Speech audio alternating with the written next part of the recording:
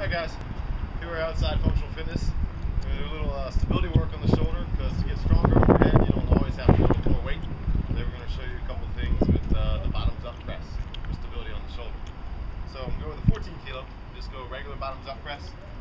So you want to clean it up, keep this hand safe near the face somewhere, still tight packed shoulder, press up, pull it down, press up,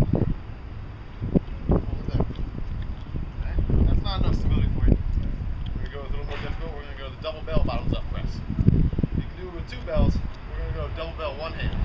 I'll show you how that moves. So, clean it up.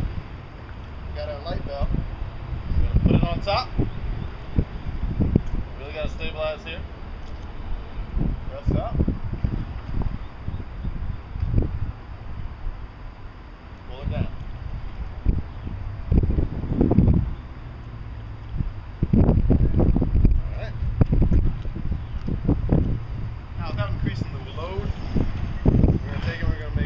Detrimental to be stable on this by putting a glass of water on the top. It's about an inch from the top here, so we got a little play, but not too much.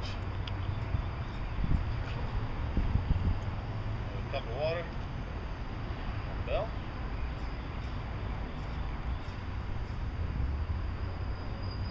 You'll know real quickly if you get unstable on this, the water's going to be all over you. Unless you're done with your workout and you want a nice bath, you're going to keep that kettlebell nice and stable as you press up and down.